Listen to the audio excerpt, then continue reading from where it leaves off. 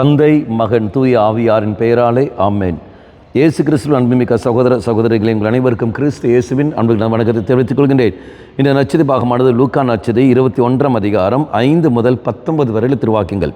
குறிப்பாக 17வது வாக்கியம், என் பெயரின் பொருட்டு எல்லோரும் உங்களை வெறுப்பார்கள்.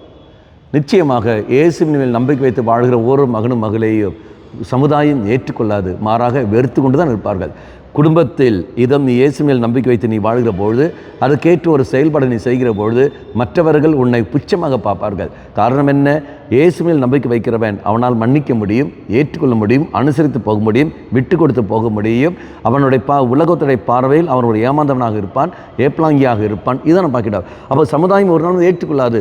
திருப்பி அடிக்க வேண்டும், திருப்பி பேச வேண்டும், எதிர்த்து போக வேண்டும். இது சமுதாயம் விரும்புகிற காரியங்கள், எதிர்பார்க்கிற காரியங்கள். இல்லை என்றால் நீ மனிதனை அல்ல, மனித வாழ்க்கைக்கு நீ தகுதியற்றவனாக இருக்கின்றாய் என்று சொல்லிக்கொண்டு இது அப்படி சொல்வார்கள். ஆனால் இயேசுடைய படிப்பினையானது பரவாயில்லை, மன்னித்து விடு, இல்லை ஏற்றுக்கொண்டு அவனை யார் உன் கணவன் தானே, உன் மனைவி தானே என்று சொல்வார்கள். ஆனால் இதான் இல்லை சமுதாயம், அதான் இல்லை. பரவாயில்ல, என் கணவன் இருந்தாலும் சரி, மனைவி இருந்தாலும் சரி, அவனை விட்டுப்போ, வேறொரு வாழ்க்கையை நீ பாரு. இதை நான் பார்க்கின்றோம். பெற்றோர்களை எதிர்த்துப்போ, அவர்களுக்கு தெரியாது, நீ எதிர்த்து பேசு, இது கடந்து வரும். அப்போ நீ செய்கிற கோபப்பட்டால் அதுக்கு நியாயத்தை கண்டுபிடிப்பார்கள். குடிக்கிறார்கள் என்றால் அதுக்கு நியாயத்தை கண்டுபிடிப்பார்கள். அப்போ செய்கிற பாவத்துக்கு ஒரு நியாயத்தையும் கண்டுபிடிப்பார்கள். ஆனால் இறைமேல் நம்பிக்கை வைத்து வாங்குறவன் பாவம் தான் ஒழிய ஒரு நாளும் அதுக்கு நியாயத்தை கண்டுபிடிக்க முடியாது. அப்படி என்றால் நிச்சயமாக உலகம் ஒரு நாளும் ஏற்றுக்கொள்ளாது, உலகம் வெறுத்து கொண்டு தான் இருக்கும். அன்பார்ந்தவர்களே, உலகம் வெறுக்குது என்று சொல்லிக்கொண்டு நெய்யும் நானும் தெய்வத்தை வெறுக்கக்கூடாது.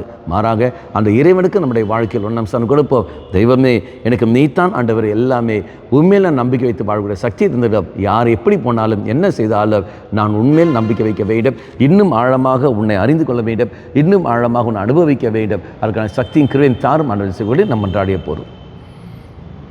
அம்மா மாதாவே, தெய்வ மாதாவே, எங்கள் மாதாவே, என் அன்னையே, விசேஷமாக எங்களுக்காக பரிந்து பேசும். ஆமேன்.